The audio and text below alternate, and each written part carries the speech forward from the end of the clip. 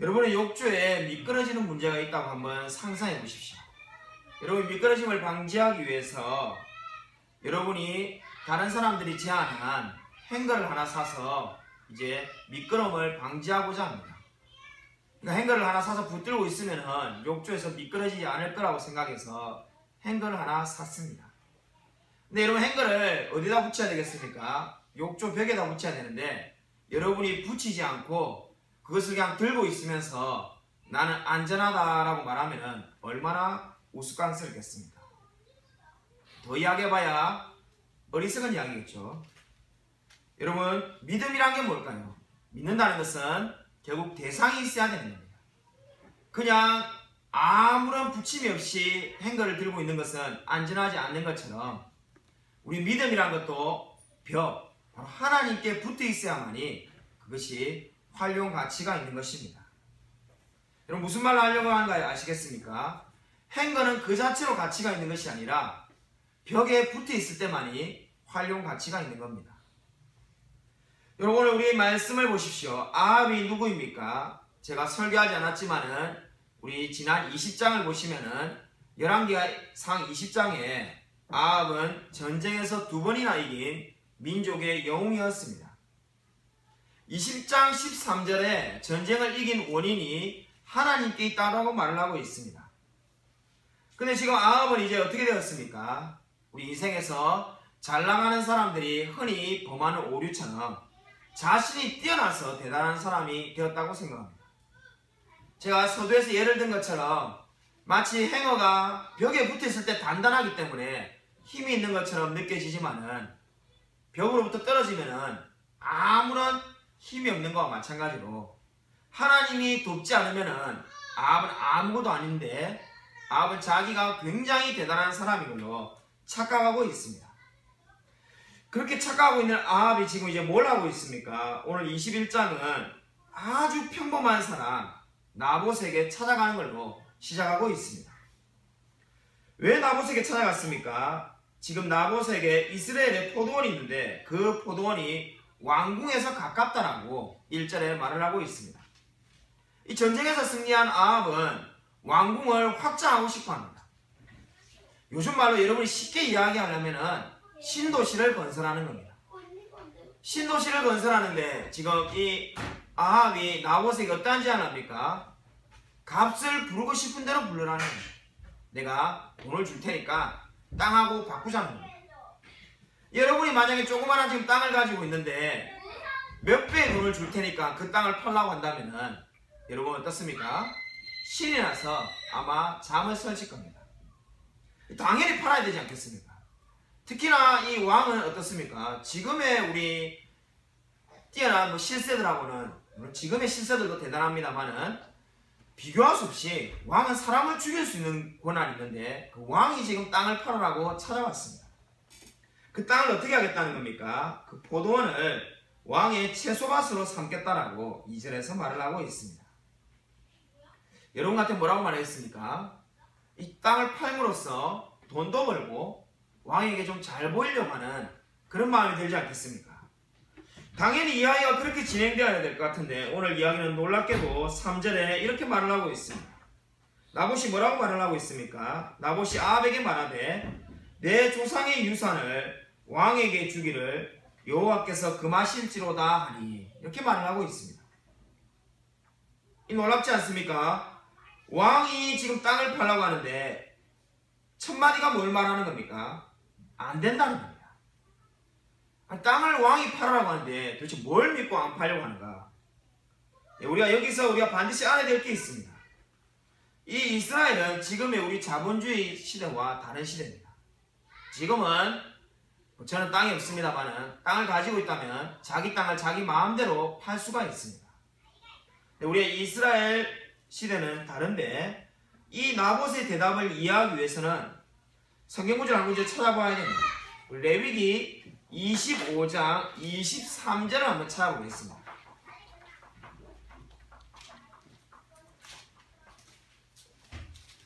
구약성경 레위기 25장 23절을 한번 찾아보겠습니다. 구약성경 186면에 있습니다. 레위기 25장 23절입니다. 다 찾으시려고 같이 한 목소리 읽겠습니다. 시작. 토지를 영구히 팔지 말 것은 토지는 다 내 것임이니라. 너희는 도류민이요 동거하는 자로서 나와 함께 있느니라. 아멘. 뭐라고 말을 하고 있습니까? 성경은 분명히 이렇게 말을 하고 있습니다. 토지를 영원히 팔지 말라는 겁니다. 제가 알기로 중국은 토지를 70년인가요? 그렇게 아마 보관하고 있다가 국가로 이렇게 환수해야 되는 걸로 알고 있는데 마치 그거하고 유사합니다. 정확하게 말하면 그런 중국의 제도가 성경의 제도를 인용해 간 거죠. 이 성경은 뭐라고 말하고 있습니까? 토지를 영원히 팔 수가 없다는 겁니다. 그러니까 토지를 12지파를 나눠 가지고 땅을 다 분배해 줬는데 자기 땅을 가지고 있으면 땅을 팔 수가 없습니다. 그러면 흉년이 들거나 어려워지면 어떻게 하는가? 그것이 바로 우리가 룻기서나 이런 데 나오는 기업 물자죠. 보아스가 기업 물자가 돼가지고 땅을 이렇게 물려받는 것처럼 만약에 땅을 팔 수밖에 없는 상황이 오면은 가장 가까운 친척이 그 땅을 사야만 합니다. 이게 의무입니다. 쉽게 말해서 여러분이 제 친척이라고 하면은 제가 망해가지고 이제 돈이 없습니다. 생계를 유지하기 위해서 땅을 팔게 되면은 여러분 중에 저와 제일 가까운 사람이 먼저 사야 합니다. 그 사람도 가난하면 어떻게 하는가? 그 다음 친척이 사야 됩니다. 모든 친척이 살 형편이 안 되면 어떻게 해야 됩니까? 그러면 부득불 다른 사람에게 팔아야 되겠죠. 근데 팔아면 그 사람이 영원히 그 땅을 가질 수 있는가? 그렇지 않다고 성경이 말합니다. 바로 50년이 될 때 희년이 되는데 그때는 의무적으로 그 땅을 돌려줘야 합니다. 그렇기 때문에 성경이 뭐라고 말합니까? 토지를 영구히 팔 수 없다라고 분명히 말하고 있습니다. 그러므로 지금 이 나봇이 오늘 지금 열왕기상을 보십시오. 21장에서 왕이 지금 땅을 팔라고 말하는데 뭐라고 말하고 있습니까? 내 조상의 유산을 왕에게 줄 수 없다 이렇게 말하고 있습니다. 나봇이 이렇게 말하는 것은 그냥 단지 땅값을 뻥튀기 하기 위해서 안 팔려고 하는 게 절대로 아닙니다. 나봇이 이렇게 말하는 것은 말씀을 기억하여서 그렇게 말하는 겁니다. 원문을 보면은 더 명확하게 나타나 있는데 원문은 우리 한글 순서와는 다르게 여호와께서 금하실지로라는 그 단어가 제일 먼저 나타납니다. 그러니까 무슨 말입니까? 나봇은 이 지금 왕의 제안을 듣자마자 뭘 떠올린 겁니까? 하나님의 말씀을 떠올린 거죠. 지금 왕이 돈을 많이 주겠다라고 제안하고 있습니다. 여러분 이 나봇은 지금 엄청난 이익을 얻을 수 있는 상황이 있습니다. 조금 더 달라고 흥정하면 더 줄런지도 모릅니다. 근데 나봇이 첫 번째 대답이 뭡니까? 여호와께서 금하셨다. 우리 개역 성경의 순서와는 반대로 원문은 말하고 있습니다. 첫 마디가 여호와께서 안 된다고 한 겁니다. 이렇게 말하면서 시작한 겁니다. 그래서 내 조상의 유산을 팔 수가 없습니다. 여러분 오늘 이 나봇의 대답을 통해서 우리가 깨달아낼 중요한 영적인 교훈이 있습니다. 나봇은 자기가 이익을 엄청나게 크게 취할 수 있는 상황에서 먼저 하나님의 말씀을 떠올렸습니다. 좀 놀랍지 않습니까? 인생에서 자기에게 큰 경제적인 이익이 지금 올 수 있는 상황인데 왜 안 된다고 이런 지하에 거절하고 있습니다. 우리가 흔히 말하는 기도해보겠다는 말조차 하지 않습니다. 왜냐하면 생각해볼 필요도 없이 성경이 금하는 내용이라는 겁니다. 나봇은 인생의 선택의 순간에서 먼저 하나님의 말씀을 떠올렸습니다. 여러분의 인생을 결정해야 될 중요한 순간에 무엇을 먼저 떠올리십니까? 나에게 이익이 되는 것을 먼저 떠올립니까? 아니면 하나님의 말씀을 떠올리고 있습니까? 오늘 나봇은 성경이 하나님의 말씀을 사랑한 사람이라고 말을 하고 있습니다. 성경 그 어디에도 제가 말하는 하나님의 말씀을 사랑하는 자라는 표현은 없지만은 그의 대답에서 우리가 충분히 알 수가 있습니다. 그는 왕의 제안을 생각조차 하지 않고 바로 거절하고 있습니다. 왜냐하면 성경이 금하는 내용이기 때문입니다. 로이드 존스 목사님이 쓴 책인 설교와 설교자라는 유명한 책이 있습니다. 신학교에 가면은 설교학 시간에 필독서로 읽히는 책이 설교와 설교자인데, 이 책을 보면은 이 젊은 시절 로이드 존스 목사님이 남부 웨일즈 지방에서 목회할 때 한 일화를 소개하고 있습니다. 거기에 한 어느 젊은이를 로이드 존스 목사님이 만났는데, 그 젊은이들은 열심히 교회를 다니다가 교회를 떠나고 바람이 났습니다. 아내를 버리고 다른 여자를 따라서 이제 런던으로 이사를 갔는데, 그 런던에서 그 바람난 여자와 함께 살다가 그 여자도 떠나버렸습니다. 점점점 인생이 몰락해 갑니다. 영혼이 너무나 괴롭습니다. 이제 인생이 절망해가지고 그 젊은이가 자살을 할까 생각합니다. 자살하려고 영국 테임즈강을 걸어가는데 우연히 누군가 말해줬던 그 말이 떠오릅니다. 자기가 젊은 시절 때 들었던 그 로이드 존스 목사님이 웨일즈에 있는 것이 아니라 런던에 와서 목회한다는 이야기를 듣고, 내가 마지막으로 그때 사랑하던 그 설교자, 그 설교를 한번 들어보자라고 생각하며 웨스트민스터 채플에 찾아갑니다. 웨스트민스터 채플에 찾아갔는데 놀랍게도 그날 설교 제목이 하나님은 배역한 자에게 은혜를 주신다였습니다. 하나님은 하나님을 배역한 배신자에게, 배반자에게 은혜를 주신다는 설교를 듣게 되었습니다. 그 설교를 듣다가 그 사람이 다시금 하나님을 만나게 되었습니다. 그리고 헌신적인 성도가 되고 열심히 하나님께 충성하는 교인이 되었다고 로이드 존스 목사님의 책에서 소개하고 있습니다. 여러분, 이분의 이야기가 뭘 보여주고 있습니까? 그가 인생에 자살을 하러 가는 순간에 하나님의 말씀을 떠올려서 내가 한 번만 더 설교를 듣고 말씀을 드려야 되겠다는 생각에 교회를 찾아갔을 때 그의 인생이 변화되게 되었습니다. 여러분은 인생의 어려운 순간에 하나님의 말씀을 떠올리고 있습니까? 오늘 나봇을 보십시오. 나봇은 인생에 지금 크나큰 위기가 찾아왔습니다. 여러분, 왕이 말하는 것을 거절하는데 이것이 결코 보복이 없을 수가 있겠습니까? 여러분, 우리 시대에 힘이 있는 사람들의 말을, 나의 직장 상사나 사장의 말을 거역해도 굉장히 불편한 위치에 처해질 수밖에 없는데, 지금 나봇은 왕의 말을 거절하였습니다. 어찌 이것이 편안한 삶이 될 수가 있겠습니까? 오늘 성경을 보십시오. 4절을 보시면은 이제 이스라엘 사람 나봇이 아합에게 대답하여 이르기를 내 조상의 유산을 왕께 줄 수 없다 하므로, 이렇게 말을 하고 있습니다. 여러분, 3절에 있는 표현과 뭐가 달라졌습니까? 여러분, 이 4절의 말씀과 3절의 말씀과의 차이가 하나 있는데, 여호와께서 금하셨다는 말이 빠져 있습니다.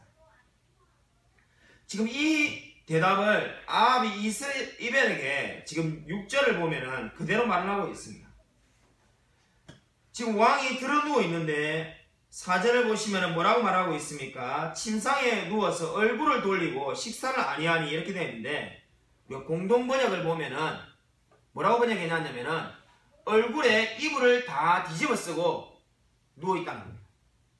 침대에 누워 있는데 이불을 다 뒤집어 써가지고 마치 어린아이가 짜증을 내는 것처럼 그렇게 누워 있는 사람이 지금 아합입니다.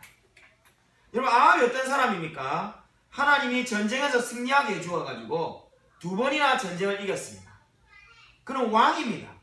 모든 것을 다 가지고 있는데 지금 자기가 갖고 싶어하는 포도밭 하나를 가지고 못하자 지금 얼굴에 이불을 뒤집어 쓰고 누워 있습니다. 그가 지금 이세벨이 찾아오니까 뭐를 말하고 있습니까? 지금 6절을 보시면 이렇게 말을 하고 있습니다. 포도원을 달라고 하니까, 돈으로 바꿔 달라고 하니까 돈으로 바꿔준다고 했는데 그래도 주지 않는다라고 말을 하고 있습니다. 이 아합이 이세벨에게 말한 것에서 우리가 뭘 알 수가 있습니까? 아합이 이세벨에게 말한 것에서 결정적이 빠지고 있는 내용이 여호와께서 금하시고 있다는 내용이 사라져 있습니다. 지금 여러 가지 말들을 빠뜨리고 있는데 그 중에 제일 중요한 부분이 무엇입니까? 여호와께서 금하셨다는 것이 없습니다. 이세벨은 이방 여자입니다. 당연히 희년 제도라는 것을 알지 못합니다. 우리가 찾아보았던 레위기 25장에 토지는 영영이 팔 수 없다는 것을 모릅니다. 그런 말을 빼버리고 지금 뭐라고 말하고 있습니까? 내가 돈하고 땅을 바꾸겠다고 했는데 나봇이 거절하였다라고 그렇게만 말하고 있습니다. 그 말을 들은 이세벨이 뭐라고 말할 수밖에 없습니까? 당연히 7절에 이렇게 말을 합니다. 이스라엘 나라를 다스리는 사람이 누구입니까? 라고 묻고 있습니다. 이 말은 무슨 말입니까? 쉽게 말해서 왕이 나봇이냐 아합이냐는 거죠. 도대체 왕이 당신인데 왜 나봇같이 평범한 사람의 말에 겁을 내는 거냐. 한마디 말해서 쉽게 말해서 땅을 빼뜨려 버리면 되는 거지 그거를 왜 두려워하고 있냐고 지금 이세벨이 묻고 있습니다. 나봇에게 인생의 위기가 찾아오고 있습니다. 나봇이 이러한 위기가 있을 줄 몰라가지고 여호와께서 금하신다라고 말을 했을까요? 왕의 말을 거절했을 때 얼마나 큰 어려움이 오겠습니까? 그러나 그는 하나님의 말씀이 아니라고 했기 때문에 그냥 아니라고 바로 대답을 하였습니다. 인생에 하나님의 말씀을 의지했기 때문에 절망적인 순간이 찾아온 적이 있습니까? 그때 참으로 내가 하나님 말씀을 버리고 편안한 길로 갈 걸 하고 후회한 적은 없습니까? 인생에 어떠한 어려움이 있습니까? 어려움이 찾아올 때마다 여러분은 더 하나님의 말씀을 붙들며 나아가고 있습니까? 내가 하나님의 말씀을 붙들어 본들 뭐가 달라지겠냐는 회의감을 가지고 있지는 않습니까? 우리가 너무나 잘 아는 KFC에 가면은 KFC 앞에 큰 할아버지 인형이 있습니다. 그 KFC 매장 앞에 수염 달린 할아버지가 있는데 그 사람이 바로 KFC의 창시자 커넬 헤러드 샌더스입니다. 쉽게 말해서 커넬인데 이 커넬은 6살 때 이 아버지를 잃었습니다. 어머니가 직장을 다녀야 되기 때문에 6살 때 이미 3살 된 남동생과 갓 태어난 여동생을 돌봐야 했다고 합니다. 이 너무나 인생이 힘들지 않습니까? 6살짜리 아이가 3살짜리와 갓 태어난 아이를 돌보는 모습을 상상해 보십시오. 이때부터 엄마를 대신해서 요리를 하기 시작했다고 합니다. 6살짜리가 엄마를 대신해서 요리를 했는데 12살이 되던 해 어머니가 재혼을 하자 이 커넬은 혼자가 되었습니다. 이 혼자가 되고 난 다음부터도 인생은 결코 쉽지가 않았습니다. 이 커넬은 늘 인생에 어려움을 가질 수밖에 없었는데 어린 시절부터 외파는 철도 소방관, 타이어 판매, 그리고 주유소 직원 안 해본 일이 없어서 늘 모든 일을 전전하고 다닙니다. 그러던 때 40살이 되었을 때 켄터키 주에 있는 코빈에서 주유소에서 일을 하고 있었습니다. 사람들이 지나가면서 이 마을에 먹을 것이 없다는 말을 한마디 합니다. 그 말을 듣고 자기가 6살 때부터 요리를 했으니까 내가 닭 요리를 개발해야겠다는 생각을 가지고 닭 요리를 준비하게 됩니다. 닭을 튀겨서 주유소에 온 손님들에게 나누어 주자 다들 맛있다고 합니다. 이에 힘을 얻은 커넬이 주유소 앞에 작은 닭튀김 식당을 엽니다. 그 해에만 무려 140명이 들어갈 만한 큰 식당을 차리게 됩니다. 성공하였죠. 이렇게 잘 나가서 인생이 이제 성공했다고 생각할 때 공교롭게도 식당에 불이 납니다. 불이 나가지고 한마디로 말해서 식당이 쫄딱 망하게 되었습니다. 그 다음에 다시금 일어서려고 다시 식당을 하였는데 그 식당 자리에 고속도로가 나게 되면서 또다시 어려움을 겪게 됩니다. 결국은 65세가 되었을 때 빈털터니 노숙자가 되었습니다. 커넬은 인생의 노숙자가 되어서 너무나 절망하며 국가에서 주는 조그마한 돈만 받고 이제 겨우겨우 살아가고 있었습니다. 그때 이 커넬 앞에 한쪽에 다리가 없는 청소부가 지나가는데 찬송가를 부릅니다. 이 커넬은 지금 65세가 돼가지고 이제 죽을까 생각하고 앉아있는데 한쪽 다리가 없는 청소부가 청소를 하는데 찬송가를 부르는 거죠. 커넬이 묻습니다. 도대체 뭐가 그렇게 기쁩니까? 아니 인생이 행복하지 않습니까? 아니 당신을 보니까 한쪽 다리도 없는데 뭐가 그렇게 행복합니까? 자기는 예수를 믿어서 너무나 행복하다고 말합니다. 그 말을 듣고 커넬이 교회를 찾아갑니다. 교회를 들어가자마자 우리 새 찬송가 382장에 있는 너 근심 걱정 말아라는 그 찬송가 가사가 들립니다. 그때 이 커넬의 마음에 말로 표현할 수 없는 성령의 충만함이 느껴집니다. 그리고는 예수 그리스도를 영접하게 됩니다. 그러고 난 다음에 커넬이 하나님께 자기를 살려달라고 다시 일어날 수 있게 해달라고 기도합니다. 그때 그 마음 가운데에 11가지 양념을 넣으라는 마음이 계속됩니다. 그리고 우리가 너무나 잘 아는 그 11가지 양념을 치킨에 넣게 됩니다. 그것이 바로 KFC의 시작인 것입니다. 이 커넬이 늘 간증을 할 때마다 이렇게 말하였다고 합니다. 나는 65세에 하나님을 만났고 하나님께서 11가지 양념을 가르쳐 주어서 큰 비즈니스맨이 되었습니다. 이 모든 것이 하나님의 은혜였습니다. 여러분, 이 이야기가 뭘 보여줍니까? 인생의 절망적인 순간에서 하나님을 만나고 하나님의 말씀을 의지하고 다시 회복된 사람을 보여주고 있습니다. 여러분, 진정으로 하나님의 말씀을 믿고 있습니까? 여러분, 하나님의 말씀이 가나안 데까지 나아가며 멈추는 데서 멈추고 있습니까? 여러분, 오늘 성경을 주목해 보십시오. 오늘 성경은 하나님의 말씀을 업신여기는 자의 이야기를 지금 진행하고 있습니다. 오늘 이세벨은 지금 뭘 계획하고 있습니까? 이세벨은 10절을 보시면은 두 불량자를 세우고 있습니다. 아니, 그 앞에 9절을 보시면은 편지를 보내는데 장로들에게 편지를 보내가지고 금식을 선포하고 있습니다. 여러분, 금식은 어떤 때 선포하는 겁니까? 우리 구약성경에 보면 금식은 두 가지 경우에만 금식을 선포할 수 있습니다. 전쟁에 났거나 아니면 나라에 재앙이 있거나. 그러니까 나라가 전쟁에 처해 있거나 아니면 재앙이 있을 때 하나님께 회개하며 하나님께 도와달라 할 때 금식을 선포하는 겁니다. 근데 이 이세벨은 지금 금식을 어떤 때 지금 선포하고 있습니까? 나봇을 죽이려고 하는 것. 다르게 말해서 포도원을 빼앗기 위해서 금식을 선포하고 있습니다. 이 얼마나 망령된 행동입니까?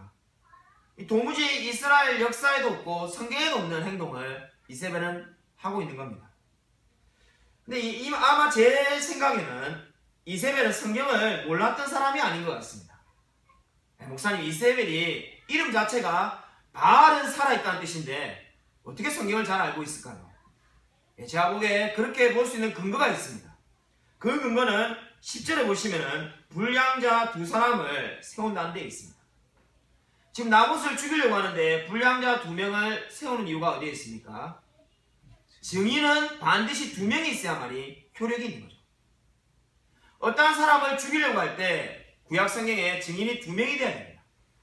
이세벨은 이 말씀을 알고 있었기 때문에 자기 측근 2명을 지금 증인으로 세우려고 하고 있습니다. 물론 나봇이 아무런 죄가 없습니다. 일종의 조작을 하는 건데 그 조작이 법에 맞아야 되니까 그 증인을 2명을 세우고 있습니다. 그리고 나봇을 죽이려고 하는 이세벨은 성경을 모르는 것이 아니라 성경을 잘 알고 있는 거죠. 금식을 선포하는 것도 그렇지 않습니까? 사람들 다 모으려면 금식을 선포해야 된다는 것을 다 알고 있습니다. 한마디로 말하면 이세벨은 어떻습니까? 성경을 잘 알고 있지만은 그 성경을 믿지 않는 사람이 이세벨이었습니다. 여러분, 이세벨이 이렇게 하여서 결국 어떻게 합니까? 오늘 나봇은 돌에 맞아 죽게 됩니다. 나봇이 죽고 난 다음에 이세벨이 그 일을 아합에게 알려주면서 뭐라고 말합니까? 이제 포도원을 차지하라고 말을 하고 있습니다. 오늘 이 슬프고 슬픈 이야기는 뭘 보여주고 있습니까? 참으로 이스라엘이 얼마나 영적으로 타락해 있는지를 단적으로 보여주고 있습니다. 하나님의 말씀이 없이 각기 소견에 오른 대로 살아가는 시대가 바로 지금 아합 왕의 시대였습니다. 여러분, 정말로 하나님의 말씀을 의지하며 살아가고 있습니까? 오늘 성경 말씀을 보면은 마치 우리가 영화의 한 장면처럼 보여지지 않습니까? 무슨 스릴러 영화나 사람을 죽이는 그런 영화처럼 그런 영화에서 나올 만한 이야기가 성경에 나와 있습니다. 이 이야기가 바로 이스라엘을 대표하는 아합 왕의 이야기입니다.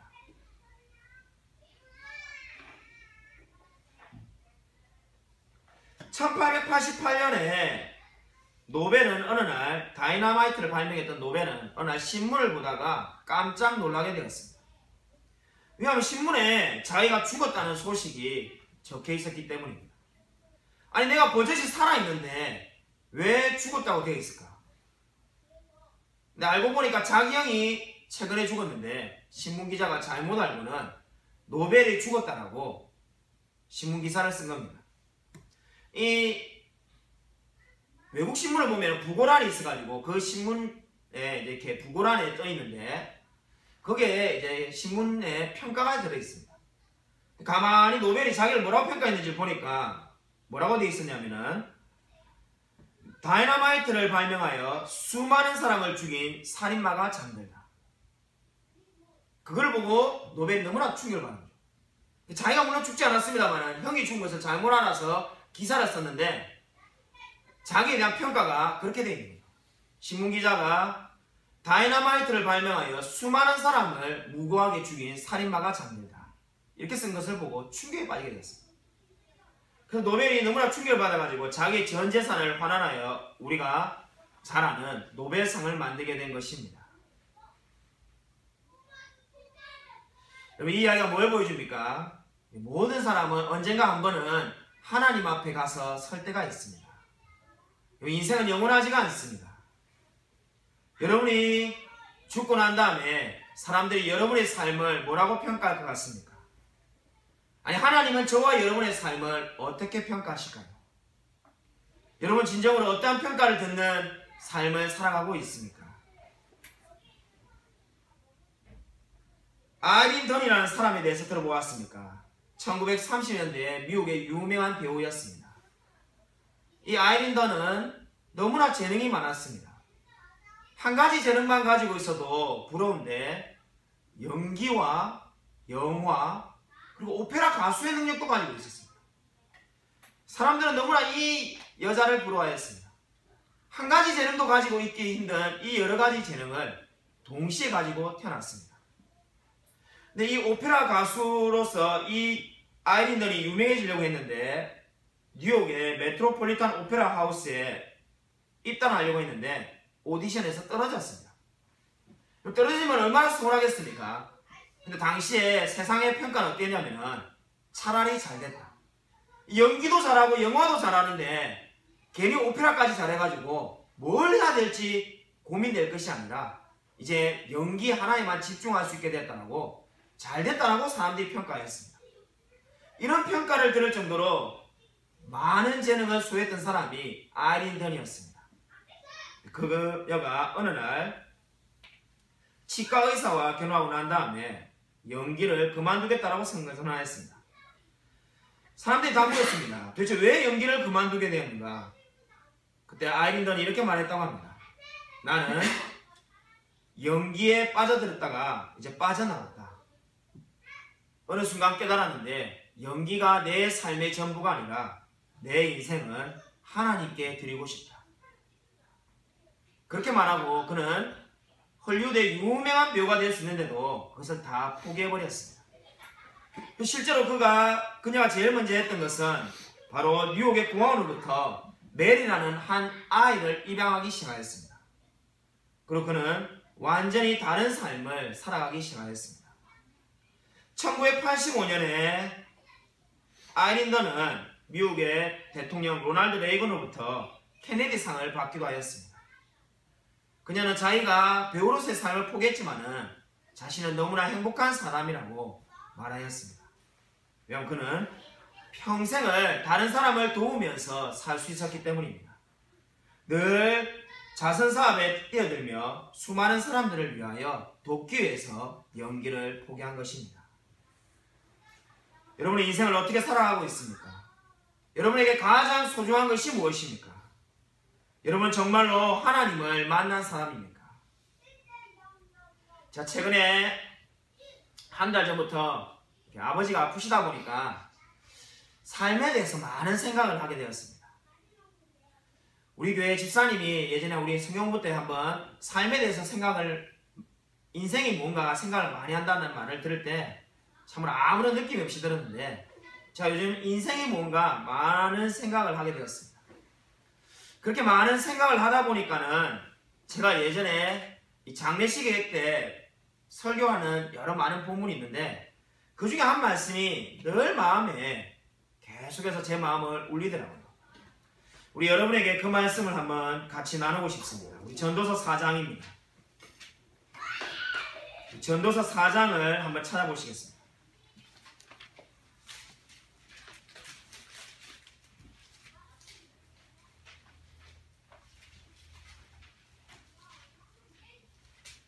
전도서 4장 11절입니다.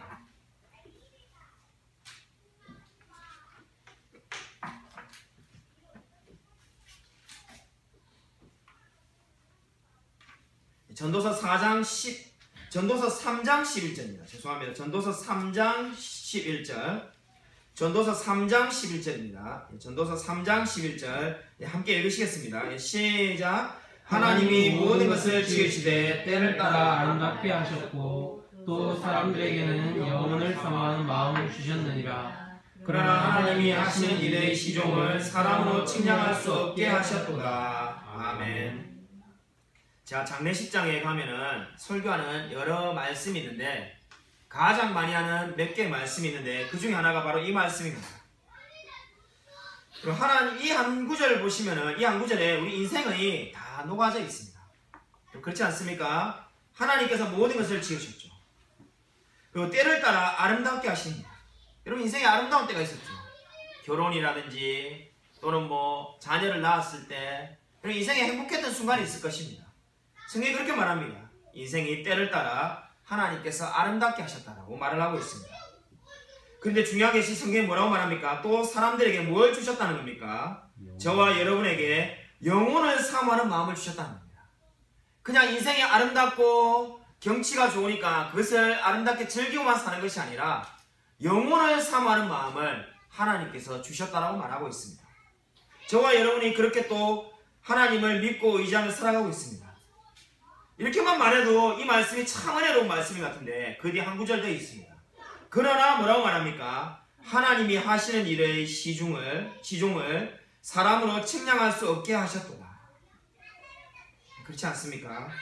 이 마지막 말씀이 우리로 하여금 겸손하게 만듭니다. 왜 하나님께서 이렇게 일의 시작과 끝을 하시는지 우리 인간에 측량할 수 없다는 겁니다.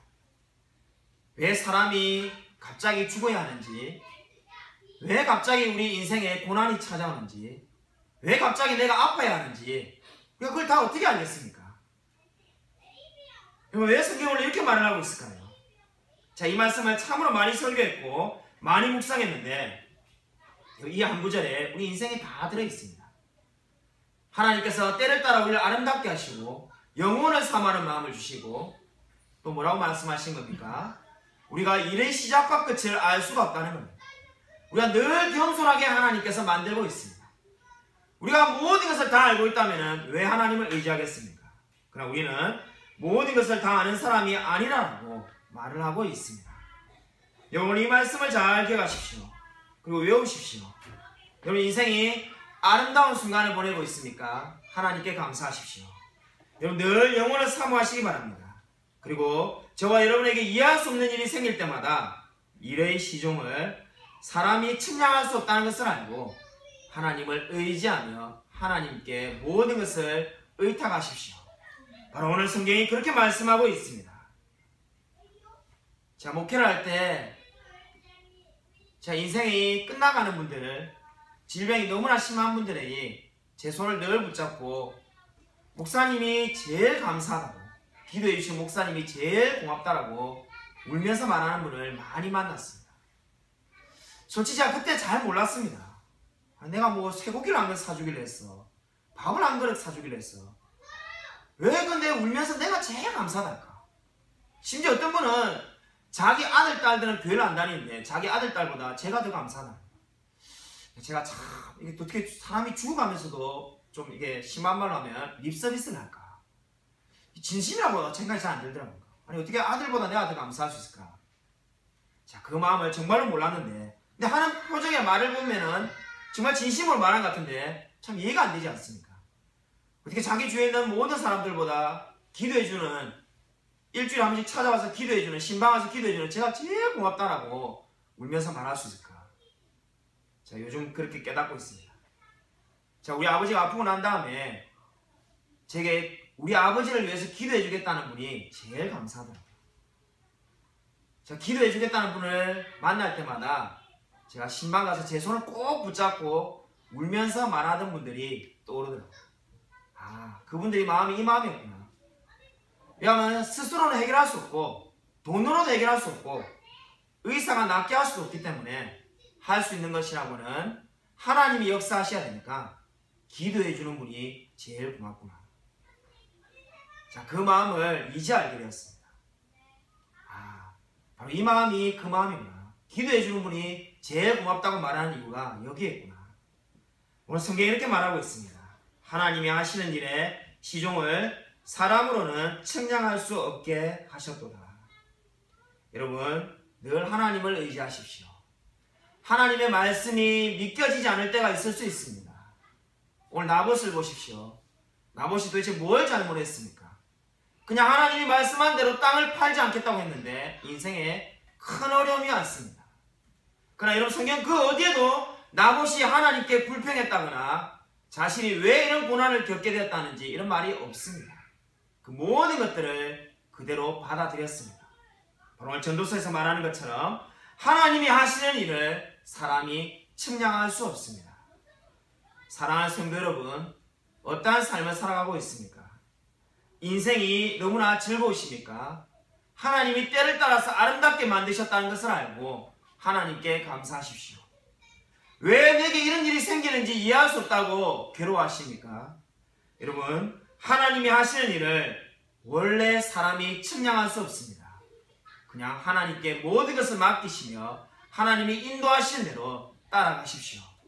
여러분이 인생이 즐겁든지 괴롭든지 저와 여러분이 반드시 가지고 있어야 될 것이 한 가지 있는데 그것이 바로 오늘 전도서가 말하는 것이 무엇입니까? 영혼을 사모하는 마음을 결코 잃지 마십시오. 여러분 인생에서 아프거나 힘들거나 절망하거나 그 어떠한 순간이 다가올지라도 영혼을 사모하는 마음을 결코 포기하지 마십시오. 여러분 하나님을 의지하십시오. 하나님이 여러분의 모든 삶을 인도하실 것입니다. 저와 여러분보다 우리를 더 잘 아시는 하나님께서 가장 좋은 길로 모든 것이 합력하여 선을 이루도록 인도하실 것입니다. 이 하나님을 믿고 늘 의지하며 살아가는 저와 우리 모든 성도님이 되시기를 주님의 이름으로 간절히 축원드립니다.